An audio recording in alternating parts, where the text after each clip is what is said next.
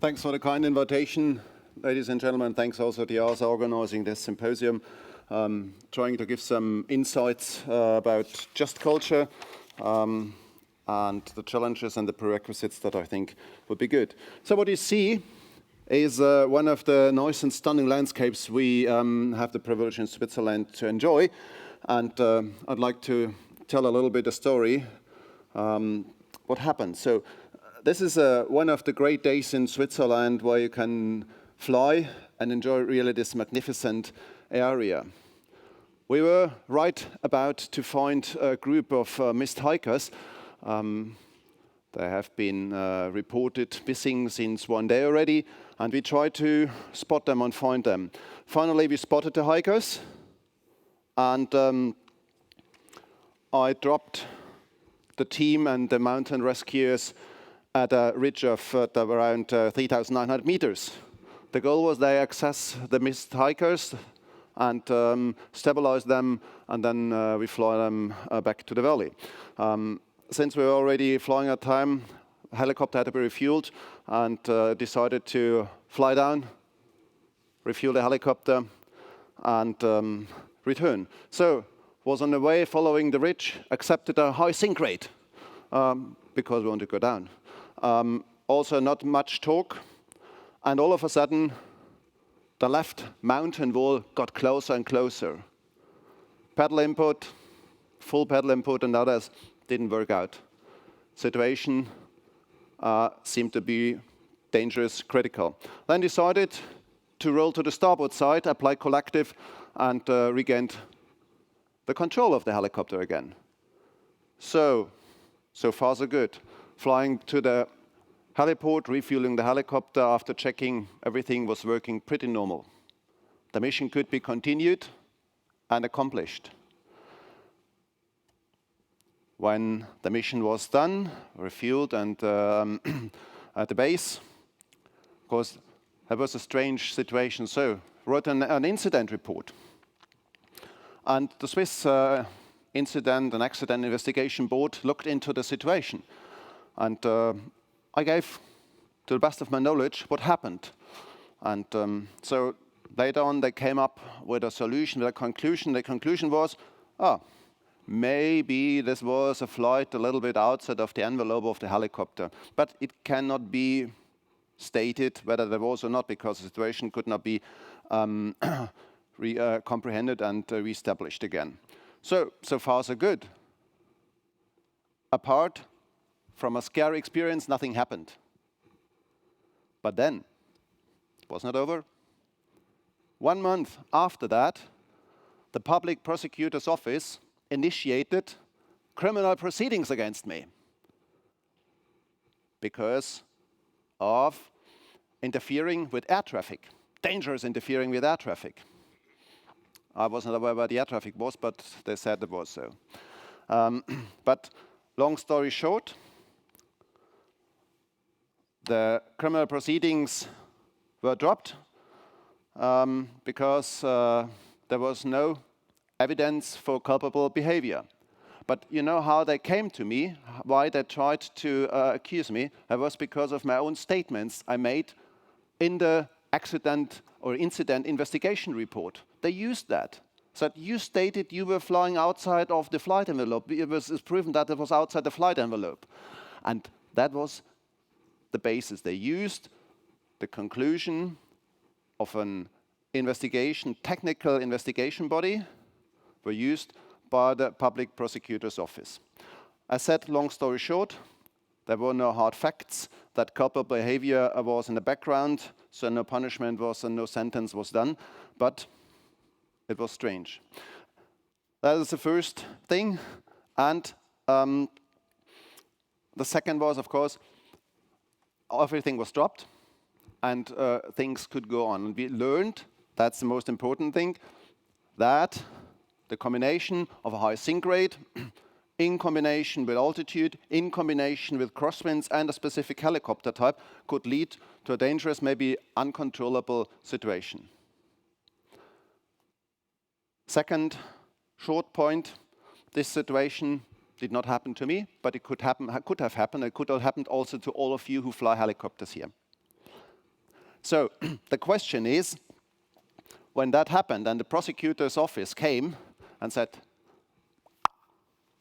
you did something wrong, is that the right way? How? That's the question. Is it the intent to punish people, or is it the intent to avoid accidents? The second question comes up. Does that affect the reporting culture, and are we going to see more reports or less reports after such incidents? And I mean not the incidents in the air, I mean the incident with a legal prosecution. So, after all, how does that affect flight safety? And that's the topic I would like to discuss. When we look into that, it's all about avoiding accidents. That is why I make statements. Why also, and by the way, it's also the European regulation that forces me also to contribute to the technical investigation of such situations in order to avoid an accident. As we know, to look for the, here's the laser, huh? Yeah. As we know, usually we have a lot of incidents leading to fewer severe incidents, accidents, and then we have fatal accidents. Okay, here we are always investigating, but it would be good to know it already here. The story is also quite well known, I think. We started with a technical area where we said, okay, there are mishaps in technology. Then there was the area of human factors. We learned technology could be fine, but the human factor is also not too easy always. And then we realized later the organizational era where I said, okay, we have to look also in the organizational aspects. And nowadays, we talk about the total system era. So we would like to learn from that, and that is important. We need the reports. And why? We live in a more and more complex system, and we need to know about the complexity. And why do I show you not a HEMS photo? This is the other one. That's something that might cause a HEMS action. Let's look at that one. Those of you are familiar, that's a Hellfire. I call it the single action bias. If you fire a Hellfire, you launch it, it hits usually a target, it does it. You just have to press fire, that's it. You don't have to care. Here, we have to care because you have to look in different areas. We have to look in the organizational influences. We have to look in unsafe supervision.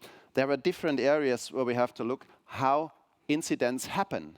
And it's not, we cannot say, hey, the pilot made a mistake. Why did he fly with a low, with a high sink rate and low torque?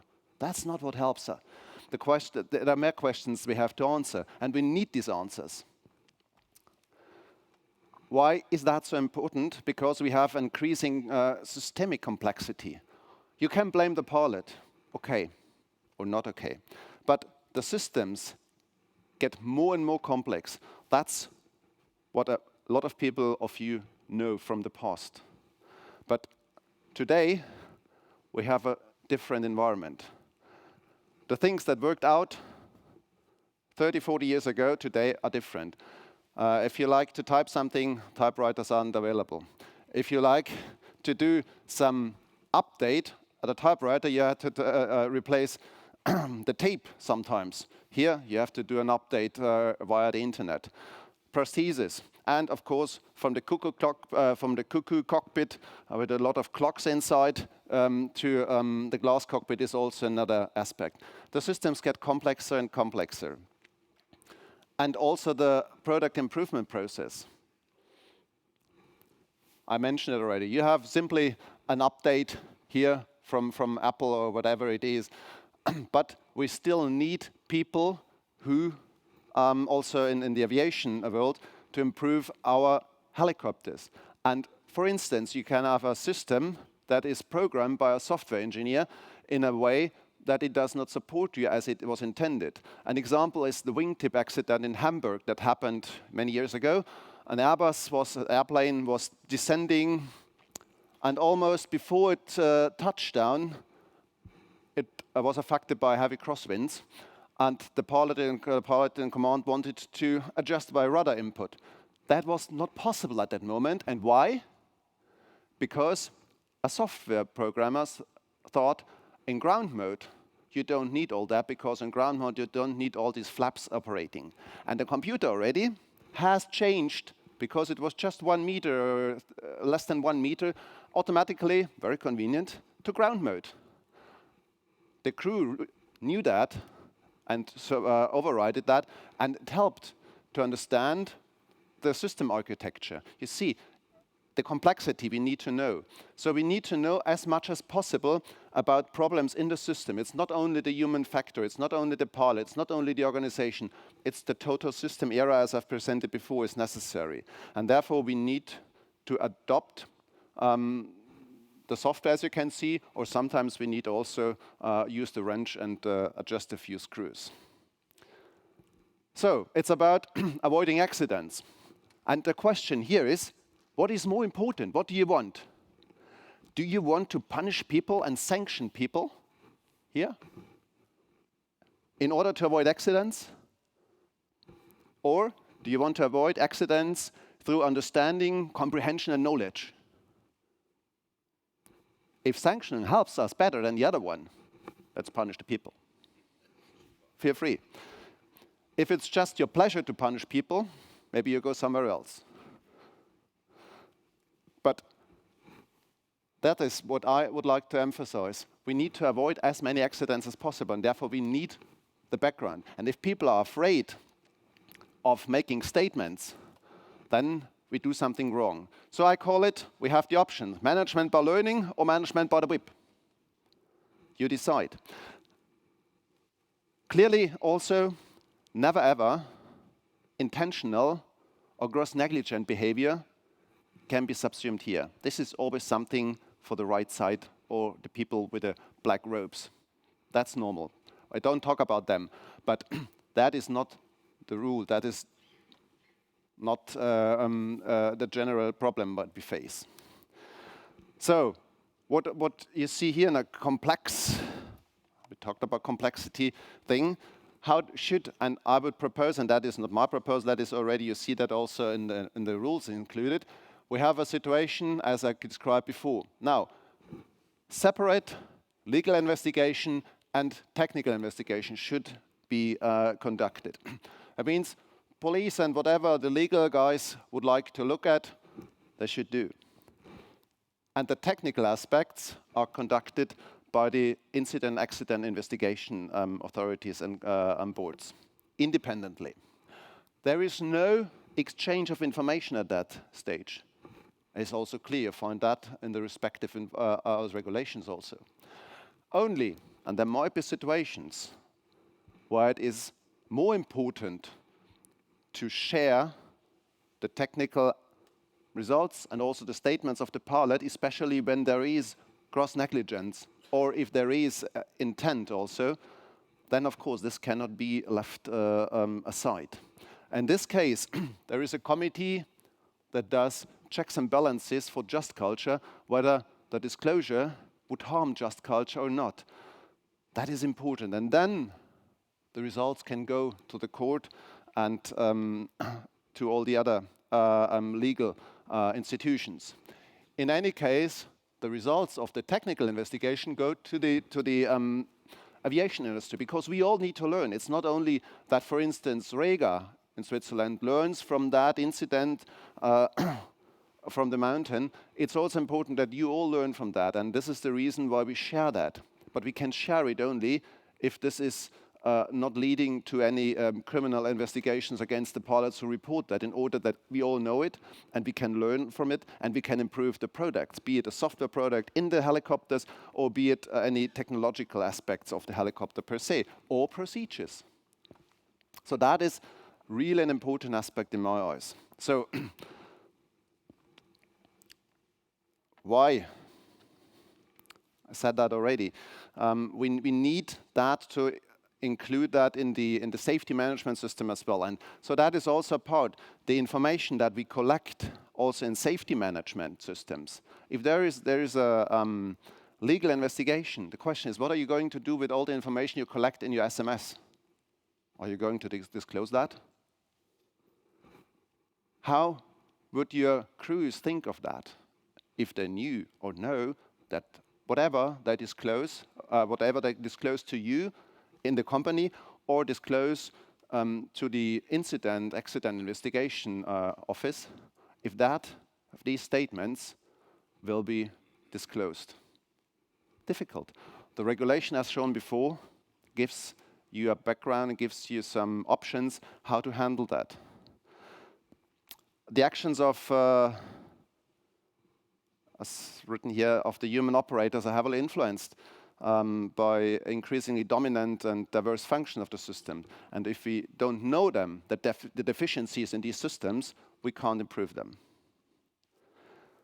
So just culture focuses, in this case, as mentioned, only on the cause of the so-called honest mistake. And the protection of just culture does not apply in the case of intent or gross negligence. Very important. And that is the statement I can just make and would like to conclude here. Just culture, in my eyes, is a blank check for learning and safety in high and risk complex systems that we have, but it's not for negligent or intentional violations. And I encourage you, as it is culture, that will live up to that. We can't change that from one day to the other, but we can really damage just culture in our companies and in our industry by disclosing. 1 or 2 or 3 actions might damage the efforts of all of us since many years. So my request, or if I may say so, to you is to look into your companies, look into also your authorities that you represent, and try to apply just culture if you think this is of use, if this is beneficial for the industry. In my eyes, it's very beneficial in order to avoid accidents and incidents and improve our products. That's what I could share with you here. I'm available for further discussion. I know there is controversy and on this topic, but I think this is the right forum to discuss it, and I'm happy also to take your opinions and your questions later. Thank you very much. Thank you, Stefan, for this very interesting presentation.